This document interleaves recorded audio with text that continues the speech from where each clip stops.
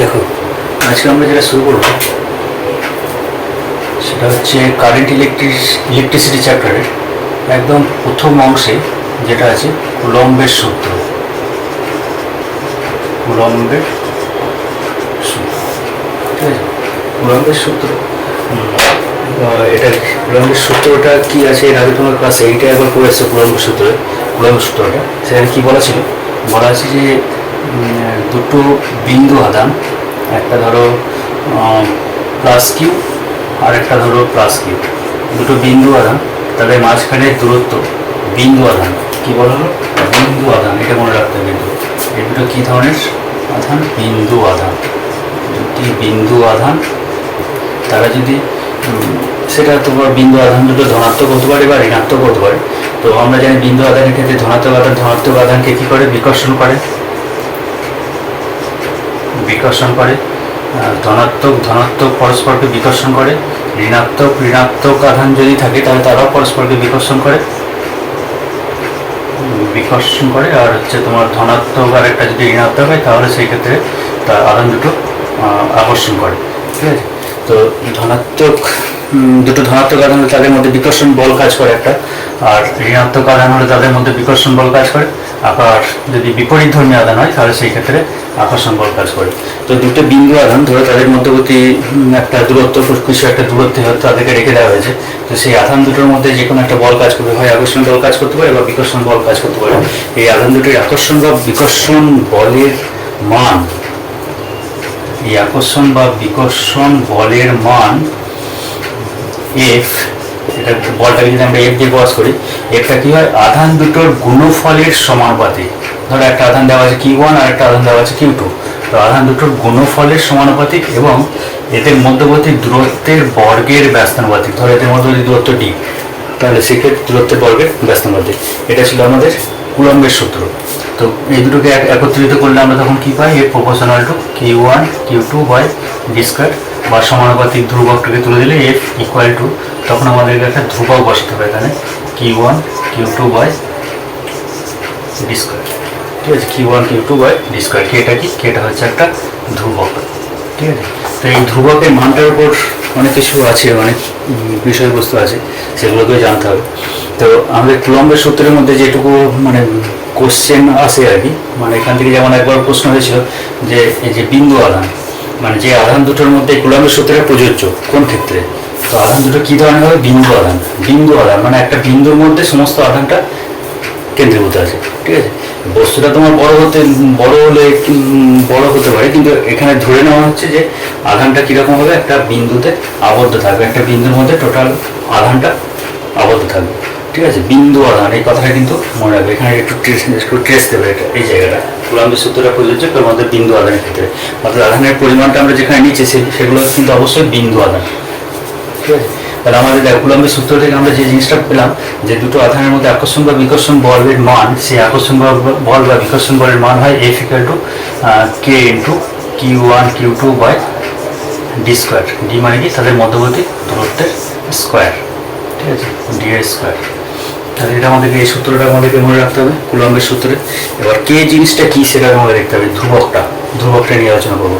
Pause করে লিখে নাও তাড়াতাড়ি। আমাদের হাতে সময় খুবই কম সময়ের মধ্যে যতটা তোমরা আহরণ করতে পারো, আমিও যতটা দিতে পারি চেষ্টা করে দেব। আচ্ছা দেখো, তো এই যে কে এর মান দুটো বিষয়ের উপর নির্ভর করে। একটা হচ্ছে পদ্ধতি, একটা হচ্ছে সিজিএস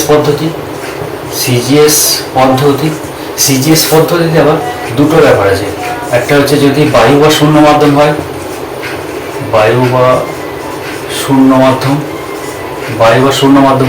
সেই ক্ষেত্রে কে ইকুয়াল টু হচ্ছে 1। ঠিক আছে? আর যদি অন্য কোনো মাধ্যম হয় তাহলে সেই মাধ্যমের তাহলে যদি অন্য কোনো মাধ্যম হয় আর কি, বায়ু বা শূন্য মাধ্যম ছাড়া, তাহলে সেই মাধ্যমের পরাবৈদ্যুতিক ধ্রুবকের মানটাকে বসাতে হবে। পরাবৈদ্যুতিক ধ্রুবক। ঠিক আছে? এটাকে স্মল কেও বলে, অনেক সময় স্মল কেও বলা হয় পরাবৈদ্যুতিক ধ্রুবক। অন্য কোনো মাধ্যম হলে পরাবৈদ্যুতিক ধ্রুবকের মানটা বসাতে হবে, সেই মাধ্যমের পরাবৈদ্যুতিক ধ্রুবকটা কত তার উপর নির্ভর করছে। ঠিক আছে, সেগুলো আমরা দেখবো, একটু ডিটেলসে দেখবো। আচ্ছা, এসআই পদ্ধতি। এবার যদি এসআই পদ্ধতিতে আসি, এসআই পদ্ধতি হলে সেই ক্ষেত্রে দেখো প্রথমত বায়ু বা শূন্য মাধ্যম যদি হয়, যদি বায়ু বা শূন্য মাধ্যম হয়, বায়ু বা শূন্য মাধ্যম হয়, তাহলে সেই ক্ষেত্রে এই কে এর ভ্যালুটা হয় 1/4πε0। ঠিক আছে, শূন্য মাধ্যমে তড়িৎ ভেদ্যতা। এপসাইলন জিরোটা কি? এপসাইলন জিরোটা হচ্ছে শূন্য মাধ্যমের তড়িৎ ভেদ্যতা। ঠিক আছে, আচ্ছা এবার দেখো যদি বায়ু বা শূন্য মাধ্যম না হয়ে অন্য কোনো মাধ্যম হয়, অন্য কোনো মাধ্যম হলে সেই ক্ষেত্রে ভ্যালু আছে 1/4πε। আচ্ছা, 4πε, এপসাইলনটাকে আমরা কি বলবো? এপসাইলনটা হচ্ছে ওই মাধ্যমের তড়িৎ ভেদ্যতা। যে মাধ্যমের কথা বলা হয়েছে সেই মাধ্যমের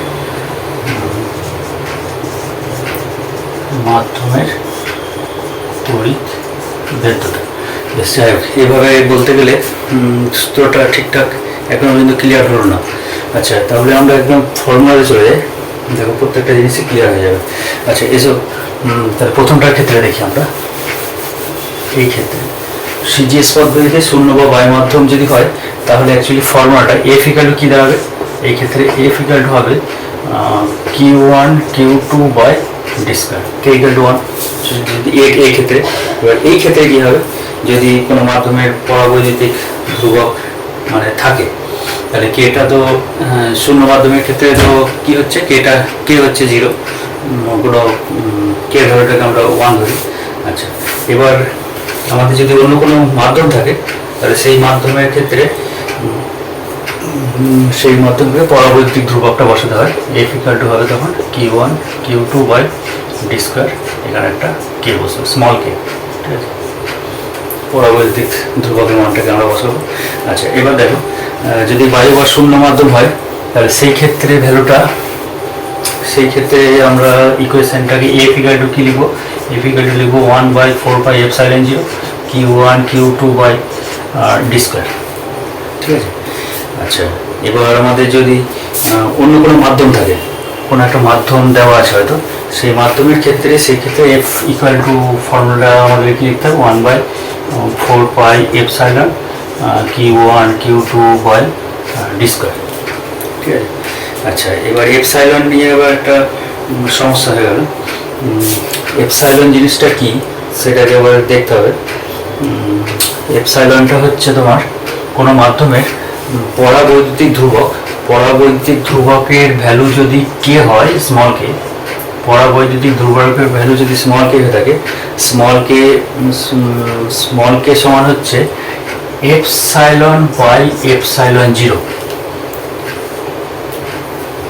অর্থাৎ কোনো মাধ্যমের পরাবৈদ্যুতিক ধ্রুবক হচ্ছে সেই মাধ্যমের তড়িৎ ভেদ্যতা এবং শূন্য মাধ্যমের তড়িৎ ভেদ্যতার অনুপাত। ঠিক আছে, তাহলে কি এই জায়গাটা একটু ভালো করে দেখো।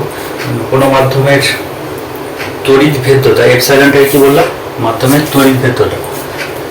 এপসাইলনটাকে বললাম মাধ্যমের, যে মাধ্যম দেওয়া আছে সেই মাধ্যমের তড়িৎ ভেদ্যতা।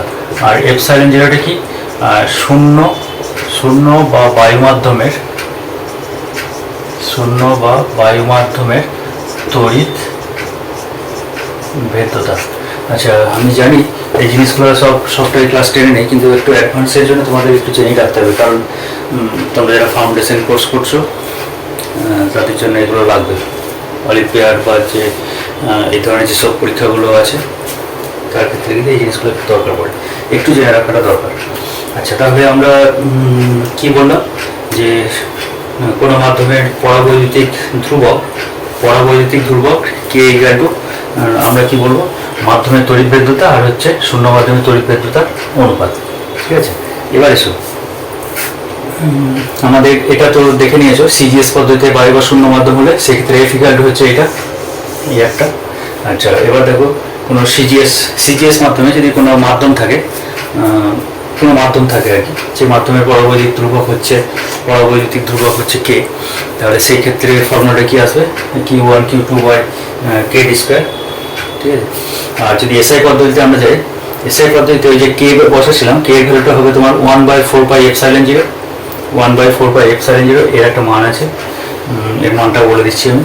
এটা একটা কনস্ট্যান্ট ভ্যালু টোটালটা 1/4πε0, 1/4πε0 equal to 9 into 10⁻⁹ newton metre square coulomb to the power -2, newton metre square coulomb to the power -2। ঠিক আছে, এটা হচ্ছে 1/4πε0 ভ্যালু, এটা মনে রাখবে, এখানে আমি একটা নিয়ম ইনভেস্ট করা হবে উপরে। আচ্ছা, তাহলে দেখো এসআই পদ্ধতি যদি হয়ে থাকে তাহলে বায়ু বা শূন্য মাধ্যমে এফ ফোর্সের ভ্যালুটা কী হবে, ফোর্সের ভ্যালু হবে এইটা। ঠিক আছে, আর যদি আমাদের কোনো মাধ্যম থাকে, বায়ু বা শূন্য মাধ্যম নয়, কোনো মাধ্যম থাকলে সেই ক্ষেত্রে এফ এর ভ্যালুটা কী আসবে, 1/4πε into Q1 Q2 by D square. আচ্ছা, এফ সাইলেন্টটাকে আবার চেঞ্জও করা যেতে পারে। দেখো এফ সাইলেন্ট ইকুয়াল টু কী আসছে, K∈0, অর্থাৎ আমি এই ক্ষেত্রে ফোর্সটাকে এইভাবেও লিখতে পারি। আচ্ছা, এটা পজ করে শর্টটা তুলে নেওয়া হবে আগে। তো আমরা একটুখানি চেঞ্জ করে দিই এই জায়গাটাকে, এপসাইলনের পরিবর্তে কি বসবে এখানে, K∈0। ঠিক আছে, কেটা কি, কেটা হচ্ছে মাধ্যমের পরাবৈদ্যুতিক ধ্রুবক, আর ε0টা হচ্ছে মাধ্যমের শূন্য মাধ্যমের তড়িৎভেদ্যতা। অর্থাৎ এখানটা দেখো, আরেকবার লিখি, এখানটা একটু বুঝতে পারবে, দেখো কোনো সমস্যাই হবে না। এফ ইকুয়াল টু যদি আমি এরকম লিখি, এফ ইকুয়াল টু 1/4πε0 কিন্তু আছে, দেখো 1/4πε0 আছে, 1/k আছে, into Q1 Q2 by D square, সবটাই কিন্তু আছে। শুধু এক্সট্রা কি এসছে, দেখো কে টার্মটা এসছে, মাধ্যমের পরাবৈদ্যুতিক ধ্রুবক। দেখো সিজিএস এর ক্ষেত্রেও দেখো মাধ্যমের পরাবৈদ্যুতিক ধ্রুবকের এই যে কে টার্মটা, সেটাই কিন্তু এক্সট্রা এখানে এসছে। ঠিক আছে, আর কিছু নেই। ঠিক আছে, ক্লিয়ার তো? সিজিএস পদ্ধতি দেখো K=1 মানে শূন্য মাধ্যমের ভ্যালুটা হচ্ছে এটা, কে পরাবৈদ্যুতিক ধ্রুবক থাকলে এই দেখো এটা। আবার এসআই পদ্ধতি দেখো বায়ু বা শূন্য মাধ্যম থাকলে F = 1/4πε0, এটা একটা কনস্ট্যান্ট, এই কনস্ট্যান্টের ভ্যালু হচ্ছে 9 × 10⁹ newton metre square coulomb to the power -2। আচ্ছা, আর হচ্ছে তোমার এসআই পদ্ধতি করলে দেখতেই পাচ্ছ। বেশ, ঠিক আছে, পজ করো, নোট করো। এবার আমরা একটা নিউমেরিক্যালসের দিকে যাই। আছে, বেশ। তাহলে কুলম্বের সূত্রটা বিন্দু আধানের ক্ষেত্রে কিন্তু প্রযোজ্য, বিস্তৃত উৎসের ক্ষেত্রে নয়। এটা কিন্তু মাথায় ঢুকিয়ে রাখবো, মাধ্যমিক প্রশ্ন ছিল। আচ্ছা, এবার দেখো সবই ঠিক আছে। এবার আমরা আমাদেরকে কোনো একটা ক্যালকুলেশন দেওয়া আছে, এরকম বলা হয়েছে একটা বিন্দু আধান, এই বিন্দুতে একটা বিন্দু আধান আছে, সেই বিন্দু আধানের ভ্যালু হচ্ছে 2 কুলম। ঠিক আছে, আর বি বিন্দুতে একটা বিন্দু আধান আছে, তার ভ্যালু হচ্ছে তোমার 4 কুলম। আর এ আর বি বিন্দুর মধ্যবর্তী দূরত্ব, বলেছে ধরো 2 মিটার। ঠিক আছে, তো এবার এদের মধ্যে ক্রিয়াশীল, দুটো ধরো ধনাত্মক আধান, এদের মধ্যে ক্রিয়াশীল বল, বিকর্ষণ বল কাজ করবে অবশ্যই, সেই বিকর্ষণ বলের মানটা কত। তাহলে দেখো এখানে দেখো আমাদের আধান দুটোর ভ্যালু কী কী দেওয়া আছে, দেখো Q1 দেওয়া আছে 2 কুলম, Q2 দেওয়া আছে 4 কুলম, আর এদের মধ্যবর্তী দূরত্ব সেটা দিয়েছে 2 মিটার। আমাদেরকে বের করতে হবে কোনটা, F = কত। কোশ্চেনগুলো যখন দেওয়া থাকবে তখন এইভাবে সাজিয়ে নেওয়ার একটু চেষ্টা করবে, যে ডাটাগুলো দেওয়া আছে সেই ডাটাগুলোকে আগে লিখে নেবে, তাহলে তোমার অঙ্কটা করতে সুবিধা হবে। এবার দেখো আমরা জানি আমাদের যে ফর্মুলা আছে, কুলম্বের সূত্রে আকর্ষণ বা বিকর্ষণ বল F = 1/4πε0 into Q1 Q2 by D square. এবার তোমাদের তো এখানে প্রশ্ন, আমাদের 4টে ফর্মুলা করলাম, তাহলে আমরা এটা কেন লিখলাম? 4টে ফর্মুলার মধ্যে এটাকে আমি কেন চয়েস করলাম? এটাকে চয়েস করার মেন কারণ যেটা, সেটা দেখো এখানে যে ইউনিটগুলোকে ব্যবহার করা যাচ্ছে, এককগুলোকে ব্যবহার করা যাচ্ছে, সেই এককগুলো দেখো কি, কুলম, আর এখানে কি আছে, মিটার। তার মানে কি সবগুলো কোন পদ্ধতি, এসআই পদ্ধতি।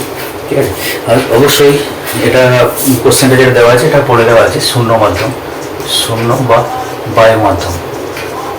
এটা না বললে আবার সমস্যা হবে, শূন্য বা বায়ু মাধ্যম বলা আছে। তাহলে এসআই পদ্ধতি যেহেতু, তাহলে এসআই পদ্ধতি হলে তোমরা এসআই পদ্ধতিতে দুখানা ফর্মুলা দেখেছো, একটা সিজিএস পদ্ধতি ছিল, একটা এসআই পদ্ধতি ছিল। তাহলে এসআই পদ্ধতিতে আবার দেখো দুটো বিষয় ছিল, এ আর বি দুটো টাইপ ছিল। তো এ টাইপটাতে কী বলা হয়েছে, যে যদি আবার শূন্য বা বায়ু মাধ্যম হয় সেই ক্ষেত্রে, আর ডি টাইপের ছিল কোনো মাধ্যমের ক্ষেত্রে। তাহলে এখান থেকে পেয়ে যাচ্ছে শূন্য বা বায়ু মাধ্যম বলেছি যেহেতু, সেহেতু ফর্মুলা আমাদেরকে ইউজ করতে হবে কোনটা, এটা। তাহলে এবার এই মানটা বসে দিই, এফ ইকাল টু 1/4πε0 Q1 কত আছে দেখো 2 ইন্টু Q2 আছে 4 ডিভাইডেড বাই ডি স্কোয়ার, জি কত আছে 2, 2 এর স্কোয়ার, তাহলে কি কেটে যাচ্ছে 4, 4 কেটে যাচ্ছে, তাহলে 1/4πε0 ভ্যালু জানো তোমরা 9 ইন্টু 10⁹9 ইন্টু 2 মানে কত হলো 18 ইন্টু 10⁹9 ইউনিট কী হবে নিউটন। কেন নিউটন হবে, ডাইন হবে না, কারণ এটা পুরোটাই হচ্ছে এসআই পদ্ধতি, ঠিক আছে। তো এটা একটা গেল। আচ্ছা, এবার আমরা সিজিএস পদ্ধতিতে একটা অঙ্ক দেখে নিই, হয়ে গেছে বেশ। এরপরের কোশ্চেন দেখো,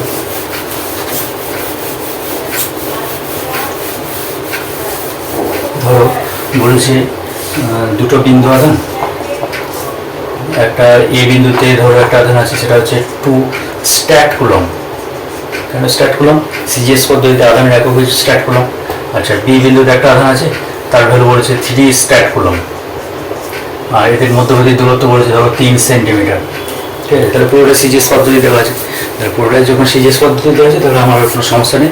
আমরা এবার আর শূন্য বা বায়ু মাধ্যম এটা বলে দিয়েছে, ধরো পুরো ঘটনাটা হচ্ছে শূন্য বা বায়ু মাধ্যম, শূন্য বা বায়ু মাধ্যম দিয়ে বললো তোমাকে একটা বের করো, ঠিক আছে।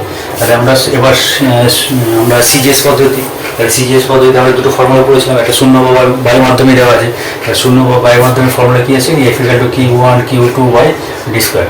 তোমরা এখানে মানগুলো সব বসিয়ে দেবে, Q1 কত, Q2 কত, ডি কত। Q1 কত দেওয়া আছে 2 স্ট্যাট কুলম, এটা আছে 3 স্ট্যাট কুলম, আর ডিটা কত দেওয়া আছে দেখো 3 সেন্টিমিটার। তাহলে এখান থেকে তোমাকে বের করতে বলেছি এফ কত। তাহলে আমাদের এখানে কে কোনো গল্প নেই এখানে, তাহলে শুধু মানগুলোকে সব বসে দেবে, রেজাল্ট হয়ে যাবে 2 ইন্টু 3/3 স্কোয়ার। তাহলে একটা 3 কেটে গেলো, 2 আর 3 কী হবে, এককটা কী হবে ডাইন, ব্যাস হয়ে গেল, আর কোনো ব্যাপার নেই, ঠিক আছে। আচ্ছা, এরপরের কোশ্চেনটা দেখো, ধরো হয়েছে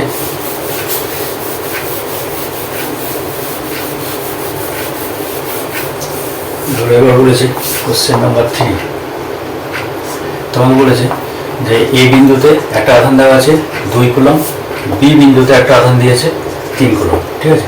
আর এদের মধ্যবর্তী দূরত্ব বলে দিয়েছে 2 সেন্টিমিটার।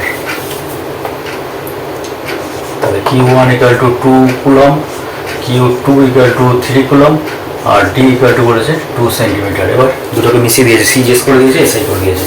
আচ্ছা, তুমি একটা কাজ করতে পারো, 2 সেন্টিমিটার যেটা দেওয়া আছে 2 সেন্টিমিটারকে মিটার করে নাও না, 0.02 মিটার, ব্যাস হয়ে গেল। এবার এখান থেকে এফটাকে বের করতে হবে, এফ সমান কত, বেশ তোমরা এটাকে করো, পজ করো, যে তোমরা এটা করে নাও, আমাকে অ্যান্সারটা কমেন্টসে জানাও কত হচ্ছে, ঠিক আছে। আচ্ছা, এবার দেখো আমি অন্য একটা কাজ করবো, আমি এটাকে তোমরা এফটাকে বের করো, তোমরা এখান থেকে এফটাকে বের করো এসআই পদ্ধতিতে, এটাকে বের করবে এসআই পদ্ধতিতে বের করছো, ঠিক আছে, এসআই বের করবো। এবার ধরো এই কোশ্চেনটা বলেছে সিজিএসএ কত হবে, এফ এর ভ্যালুটা সিজিএসএ কত হবে, সিজিএসএ কত হবে। আচ্ছা, এই সহজ পদ্ধতি যেটা, সেটা হচ্ছে এফটাকে তুমি এসআই বের করে ফোর্স করো, তাহলে এটা নিউটনে আসবে নিশ্চয়ই, ঠিক আছে, নিউটনে আসবে। আর সিজিএস পদ্ধতিতে দেখতে গেলে সিজিএস পদ্ধতিতে এই ভ্যালুটা কী আসবে, ডাইনে আসবে, ঠিক আছে। তাহলে নিউটন থেকে তুমি ডাইনে ট্রান্সফার করে নিতে পারো সরাসরি, ব্যাস হয়ে যাবে, তাই তো। আচ্ছা, আর একটা রাস্তা আছে, এটা নিউটন, এটা ডাইন করে নিলে, নিউটন থেকে ডাইন করতে গেলে কী করতে হয়, নিউটন থেকে ডাইন করতে গেলে 10⁵ দিয়ে গুণ করতে হয়, ঠিক আছে। নিউটন থেকে ডাইন মানে 1 নিউটন সমান হবে 10⁵ ডাইন। আচ্ছা, এবার আর একটা জিনিস দেখো, তোমরা যেটা বেশ সহজেই করে দিলে, এরকমভাবে করে দিলে। এবার একটা কাজ করতে বলা হলো, তোমাকে যদি বলা হয় যে পুরোটাই তুমি সিজিএসএ করো, দিয়ে রেজাল্টটাকে বের করে দেখাও, তাহলে আমাকে কী করতে হবে, শুধু কুলম আর স্ট্যাট কুলমের মধ্যে সম্পর্কটা আমাকে দেখে নিতে হবে। কুলম আর স্ট্যাট কুলমের মধ্যে সম্পর্কটা দেখে নিলে আমরা এই অঙ্কটা করে নিতে পারবো, ঠিক আছে। তাহলে আমরা এক কাজ করি, পুরোটাই আমরা সিজিএস পদ্ধতিতে করে দেখি, এটা তো সহজ পদ্ধতি, তোমরা করে নেবে, আমার কমেন্টসে অ্যান্সারটা জানিয়ে দেবে। আচ্ছা, আমরা পুরোটাকে সিজিএস পদ্ধতিতে কাজটাকে করে দেখি। আচ্ছা, দেখো 1 কুলম মানে কত স্ট্যাট কুলম বলো তো, Q1 ইকুয়াল টু 2 কুলম দিয়েছে তো, আচ্ছা, এবার বলতো 1 কুলম্ব মানে কত স্ট্যাট কুলম্ব? 1 কুলম্ব মানে হচ্ছে 3 × 10⁹ স্ট্যাট কুলম্ব। 3 × 10⁹ stat coulomb. ঠিক আছে, তাহলে Q2 = কি আসবে বলো? Q2 = আসবে তোমার Q2 3 কুলম্ব দেওয়া আছে, মানে 3 × 10⁹ স্ট্যাট কুলম্ব। ঠিক আছে, এবার দূরত্বটা D দেওয়া আছে 2 সেন্টিমিটার। ঠিক আছে, তাহলে আমাদের কি বের করতে হবে? একটাকে বের করতে হবে। F = কি হয়? এটা সিজিএস পদ্ধতিতে যেহেতু করছি, তাহলে আমরা কি ফর্মুলা বসাবো? Q1 Q2/d²। Q1 কত আছে দেখো? 2 × 3 × 10⁹, আর এটা কত আছে? 3 × 10⁹ ডিভাইডেড বাই d²। ডি কত আছে? 2 × 2। ঠিক আছে, তো এবার কেটে নাও। 2 আর 2 একটা কেটে গেল। আর কি থাকছে দেখো? 3 × 9, 9 × 3 = 27। 27/2 × 10⁸, মানে 13.5 × 10⁸। একক কি হবে?